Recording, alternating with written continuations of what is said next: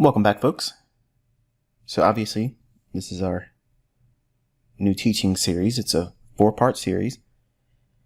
And it's probably going to be not the type of series that you're expecting. It's probably not going to be a riveting series where it gets you excited or quickly back into the charts looking for specific patterns that I teach. This is kind of more or less along the lines that you've already studied and you've adopted this model that I've provided for free on 2022 ICT Mentorship on the YouTube channel. And now that you have that model and you're growing in your understanding with it, I want to provide the community a more practical approach to using the information. When I came up, I had lots of books, a lot of authors and teachers and lecturers that would say, this is how you go into the marketplace and find setups. This is how you go in and you look for patterns to profit. And yes, the books provided a lot of insight. It gave me things to look for, but it didn't really give me a roadmap or blueprint to attack the real root problems that I had, which brought me to trading in the beginning. And that's kind of like what this series is going to open up with.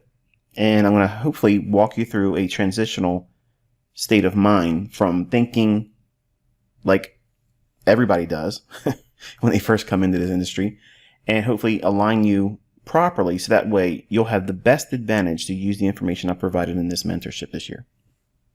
This series is ends.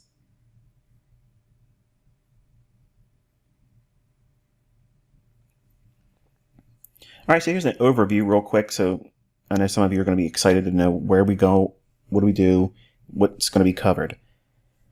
There's going to be a 4-part series.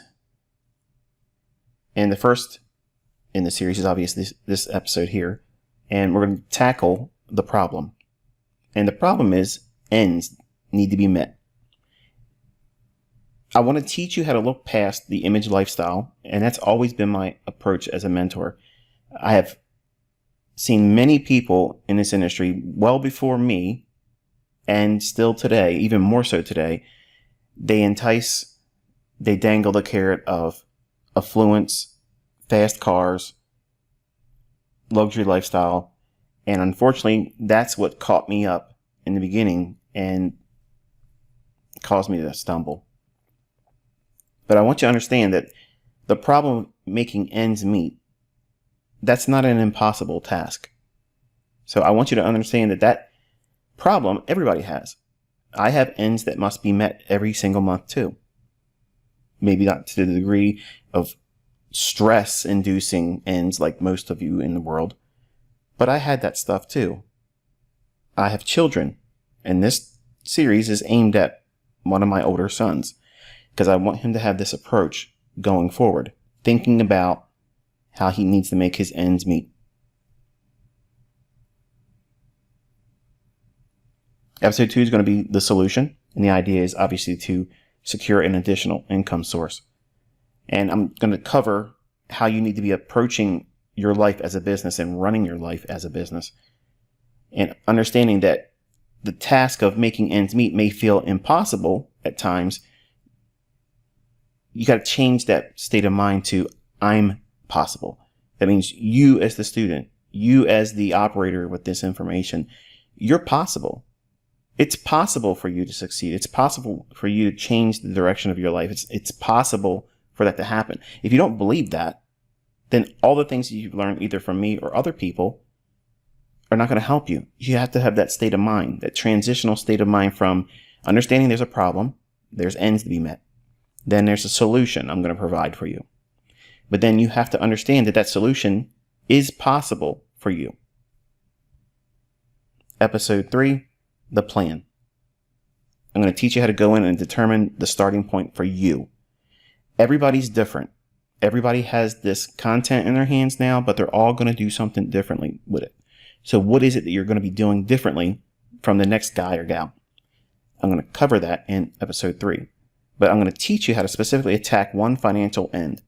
One thing that has to be overcome each month for you. Because that's the thing that's plaguing you. It's causing you to do things that is derailing your progress. And it's also focusing on casting forth a vision. You have to be able to see where you're going. Where's your objective? Where's your goal? Whatever that is going to be unique for you. Not all of us have the same goals or aspirations, but you have to have something and begin there. And finally, I'll close the series out with episode 4, the process. Making ends meet. Putting it into action. What is it you're specifically going to go into the charts looking for? What's your routine? What's the daily routine? Your weekly routine? What do you do when you find an obstacle? When you're met with drawdown? How do you overcome that? So that way you can pursue the goal and overtake it.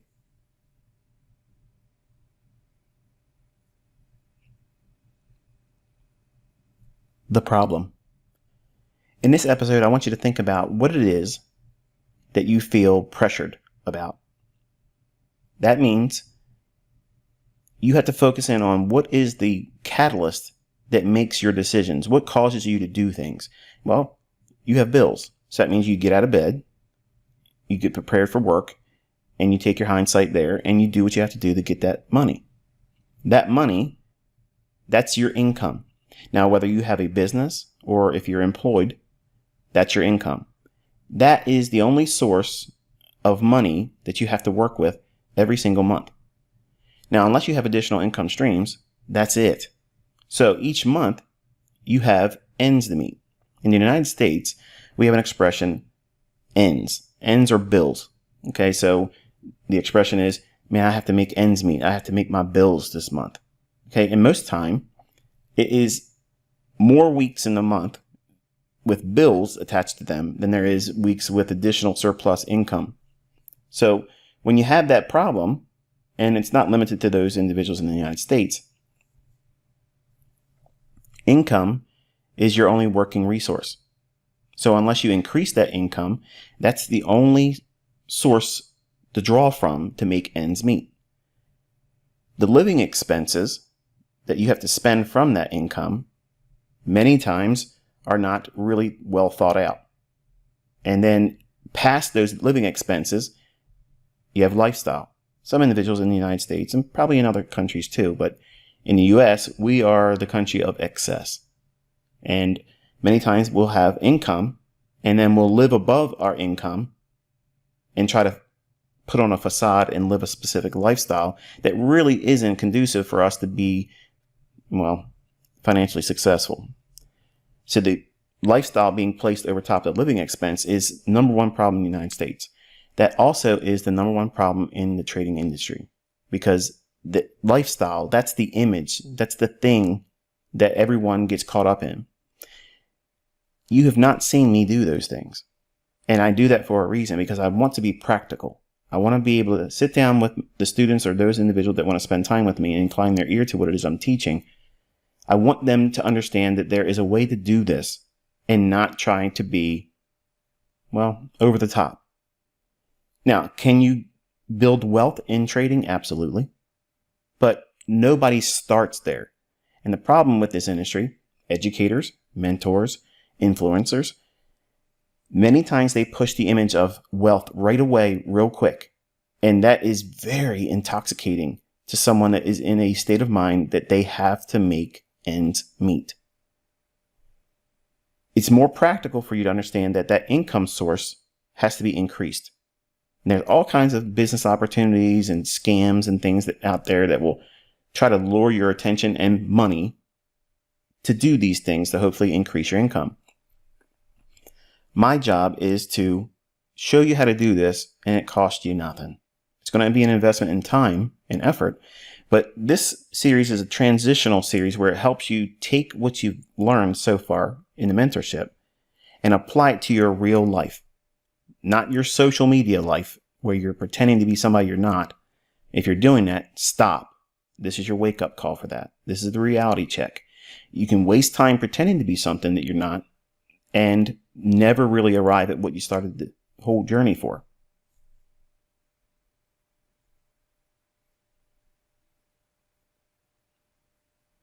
What are your ends? This is the part where it's uncomfortable, and you'd be surprised how many people, especially Americans, and my daughter is guilty of this. Okay. So I raised this woman and she still is not very good with managing her finances. And admittedly, dad has to come sometimes to the rescue. I'm not proud of that. It is a work in progress with her, but I'm not exempt from all the things that you as parents, as employees of average Joe or average Jane, those things that you're dealing with, I deal with in other ways, and I've dealt with them too before I became who I am today. But you have to sit down and go through what it is that your life costs each month. That means you have to come up with a budget, figure what it is that you're having to spend each month. Is there things that you have to reconsider whether you should be paying that every month? Because if you have excess expenses that you really don't need, that is a stress. And those things are going to have an impact on your trading. They're going to make you want to do things that you otherwise wouldn't feel inclined to do or pressured to do because that end isn't there dangling that needs to be met. So you have to do what? You have to write down the things that you have to spend each month and then determine what it is that's really required versus excess.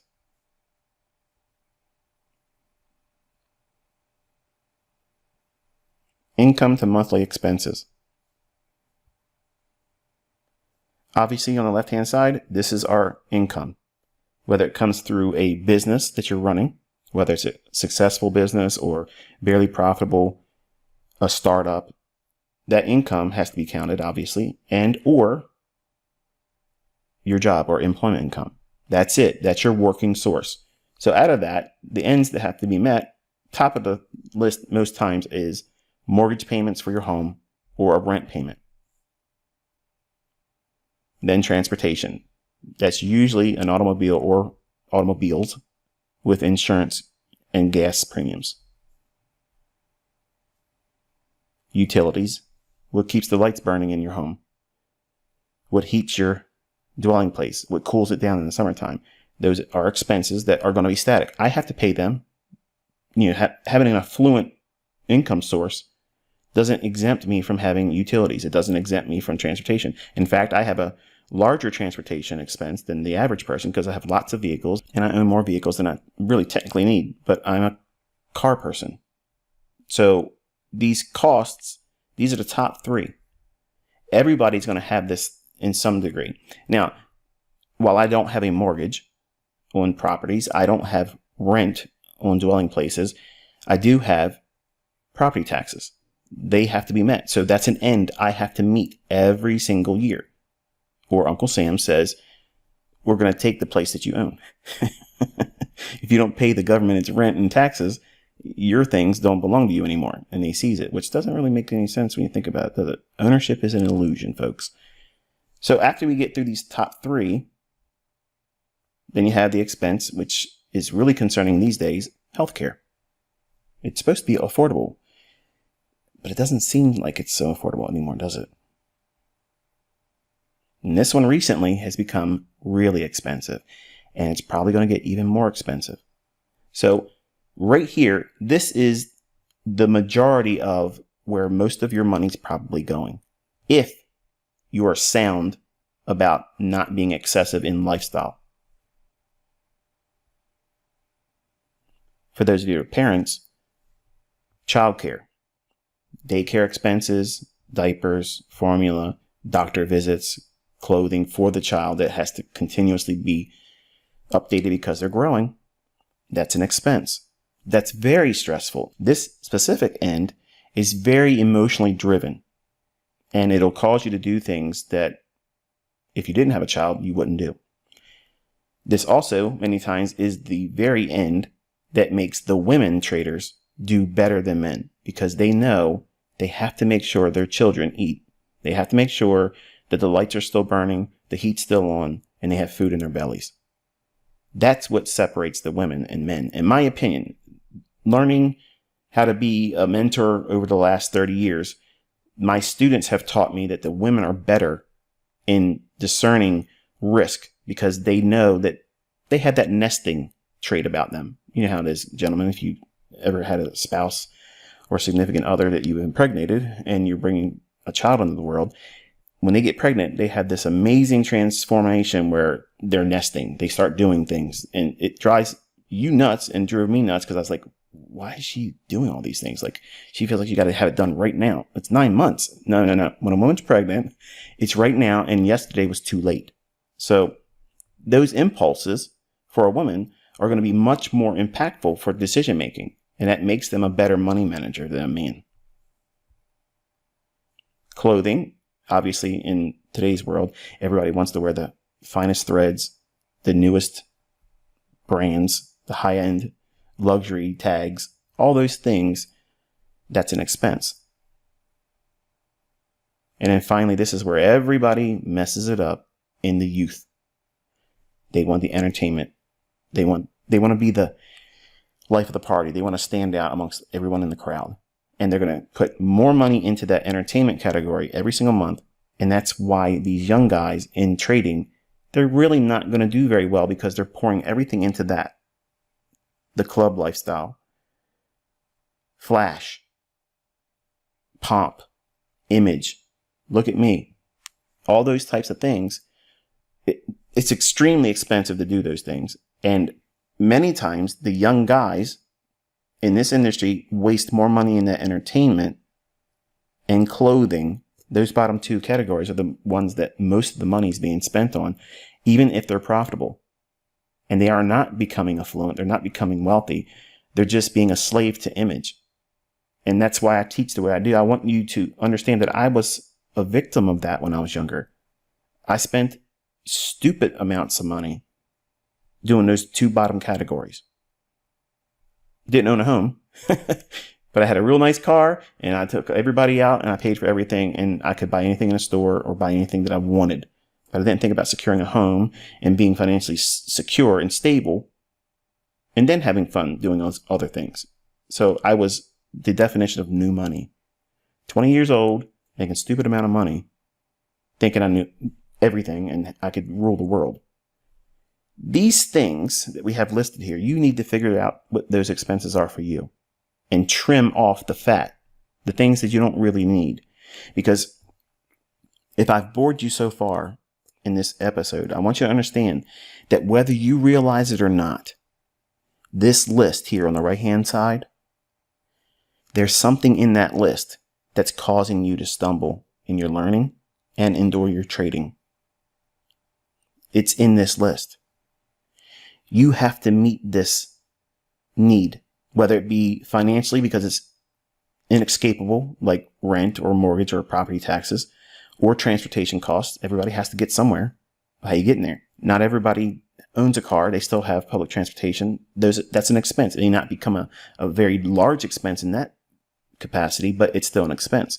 So transportation for those individuals that don't have personal vehicles, that falls lower in the category list here, but it's still an expense. You can't escape it, right? Everybody has to get from one place to the next, point A to point B, whether it's for a job, whether it's for entertainment, for groceries.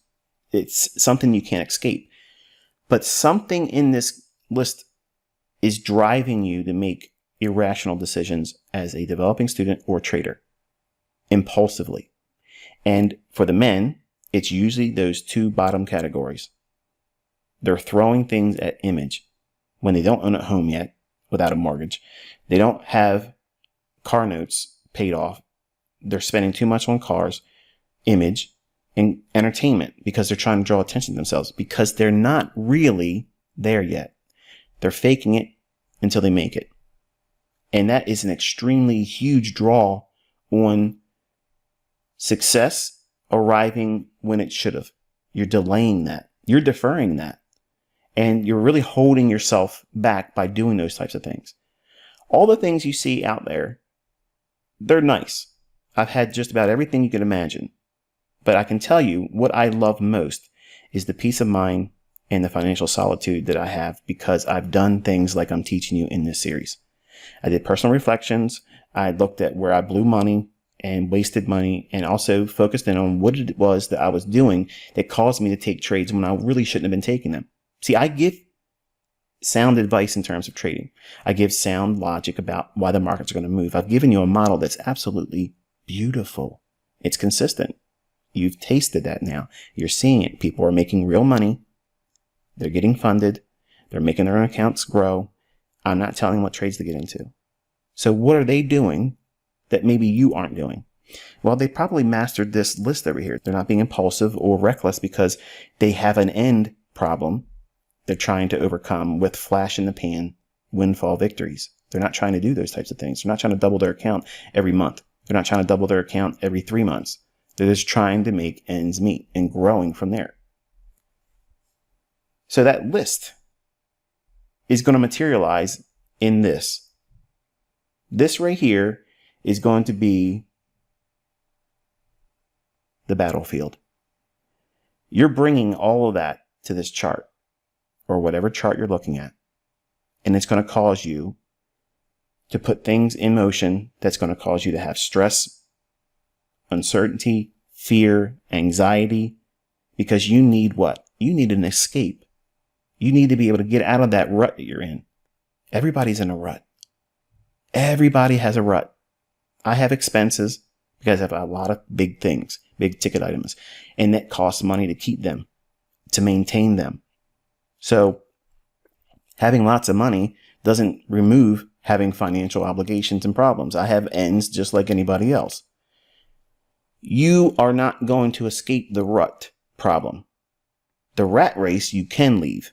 That takes time. But you cannot allow the ends that you have to meet every single month to plague your decision making when it comes to trading. Because when you look at the market, you're going to be thinking, oh,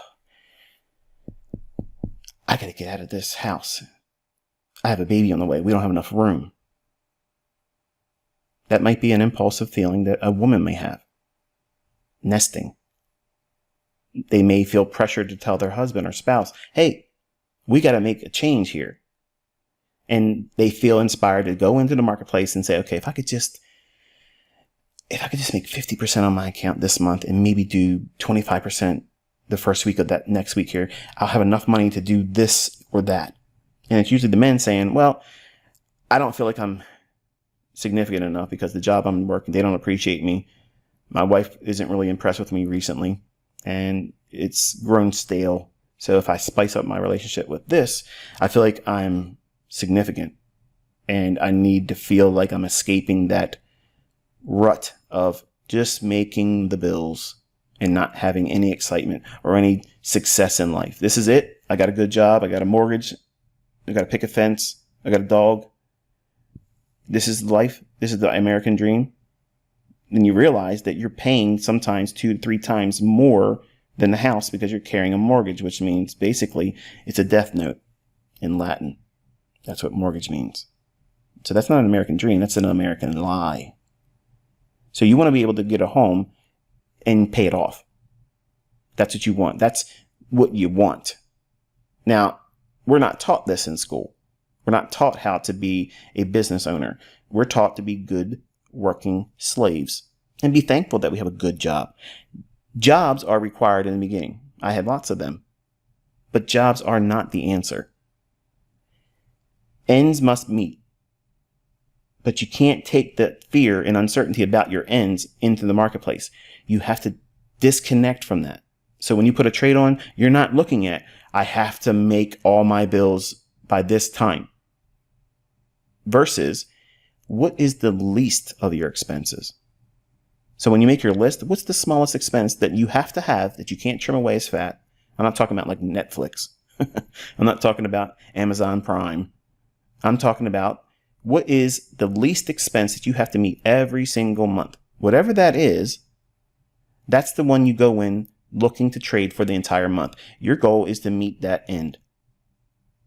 So if it's $300, you go in, you spread that $300 across 4 weeks. And then you figure out how much do you have to do to get that $300. It's going to sound silly to most of you, especially the young guys. Oh, this is boring. I mean, I can make so much. I've done so many things in a demo account. But how have you done that in a live account? It's a different world, folks. So how do you get good at trading $500 per tick in Forex? How do you get good at $2,000 a handle in S&P futures? You don't do it by having more money in a funded account. Just because you have the margin to be able to do those types of things doesn't mean you have the wherewithal and the psychological makeup that has been developed over time doing very little trade, very little margin, very little leverage over time. So you have to condition yourself for that. Nobody just simply learns how to do a simple pattern or approach to trading and goes out there and kills it monetarily, because you have no idea what that impulsive nature feels like when you do a heavily leveraged trade and you make that money. It's a scary and exciting feeling. But then what happens is you have that losing trade because you want to have that fix again. Everybody starts out in this industry the same way. They want to get out of that pressure of stress. They can't make their bills. They can't make their ends meet. But you cannot bring that to trading. You can't. Now, how do you do it soberly? You take the least amount of money in terms of an end or expense each month and make that your target for the month. And you do that for a few months. You're telling me I got to trade and just try to make $300 for the month? Yes, that's exactly what I'm saying. And then once you do that, then it's okay. What's the next expense that I can add to it? And you start doing that over time. And you transition from learning a model, which is what you've been doing this year. You all know the model right now. You're still practicing. Maybe you're back testing, maybe you're forward testing. But now some of you are at the stage where, what is it that I'm supposed to be doing with this information? Because I'm ready to start trading with real funds, because you determined that, not because I said you should do it, but you decided that's what you want to do. How do you do it? This is what you do. You go in with this type of target.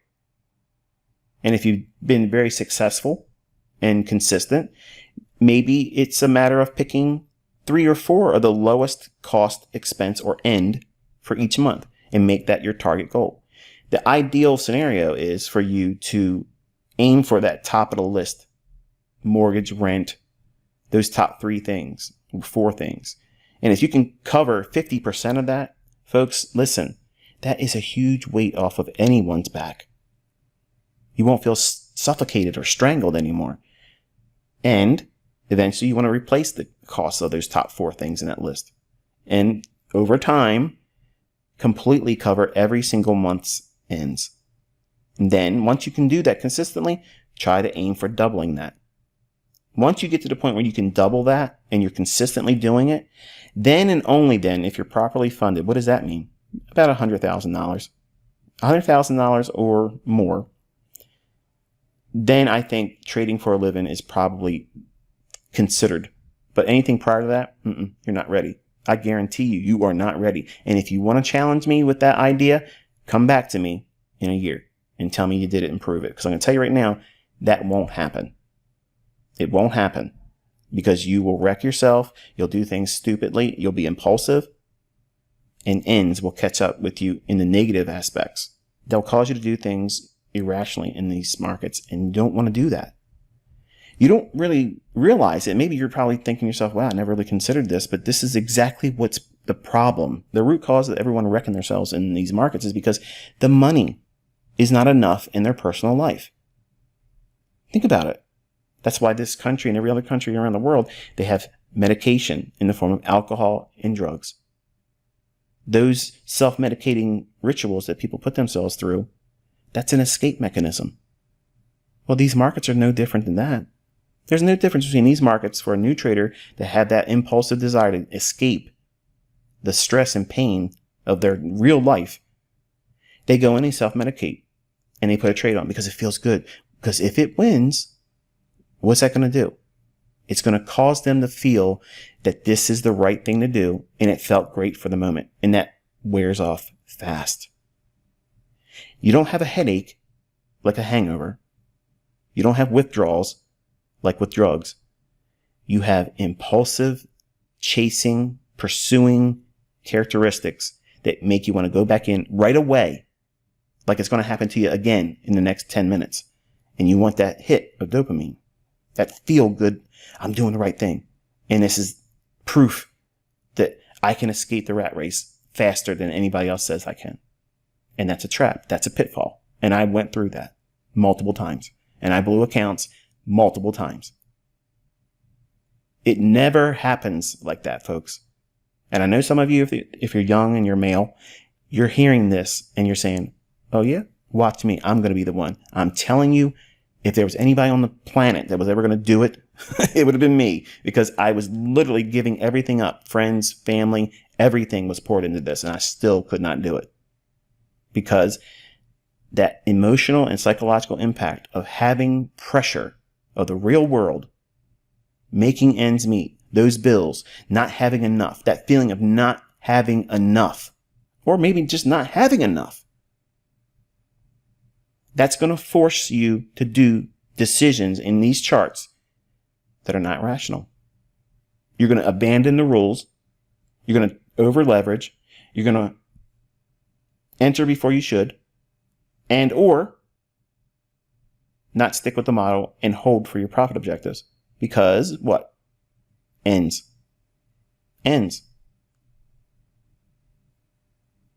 Not specifically because you're going in and trying to make those ends meet, because you probably never sit down and think, this is how much money my expenses are each month.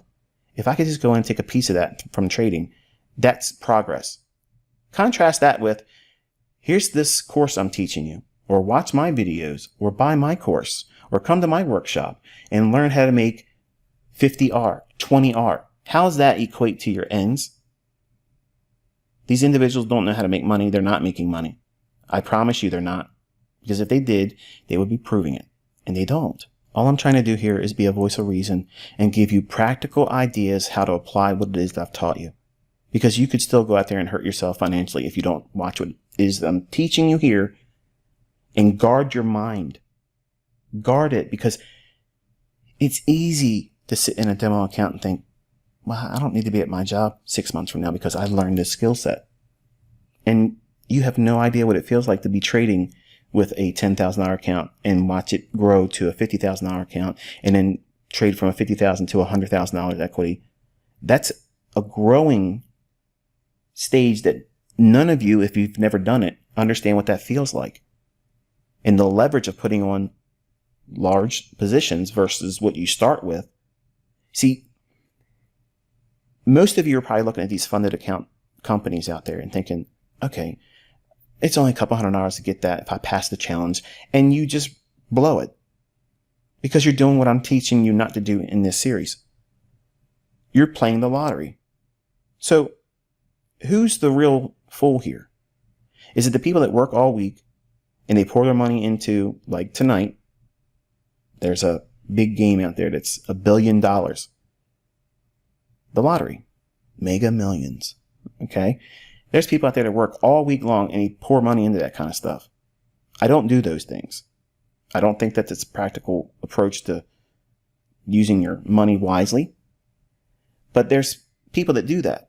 Who is more of a fool? Someone that goes out and spends $10 or $50 a month in lottery, or the people that think, I'll save up, put up enough money to get these funded account challenges, a couple $100 here, $600 there, $500, whatever it is. I don't even know.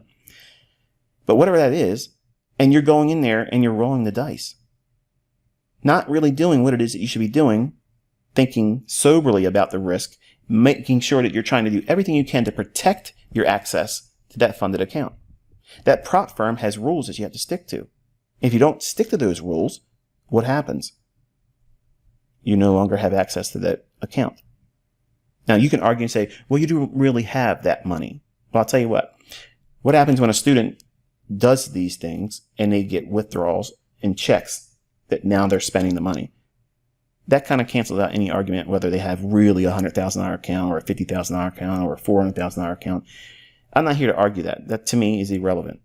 The people that are doing it and getting money from these companies, they're going to be the counterparty to the argument that you really don't have that money. You think these people care whether you think that they have that money or not when they're having checks and withdrawals and that's money that they're actually spending and they have access to? Nobody cares what everybody else is thinking when you're doing it. So I want you to go through your personal finances. I want you to be diligent about writing down everything that you spend and how much money you have coming in. Now, you may have a job like a waitress or a waiter, and you do tips. That's going to be a variable amount. When I used to deliver pizza, and many of you probably don't know this, that are new, but I worked as a pizza delivery guy in the late 80s and early 90s. I managed a Domino's. Those were real jobs that I did. So I came up from that. If you've done things like that, you know that there isn't really any consistent number of what it is you're making because tips are tips. They're variable. Just get a baseline low end.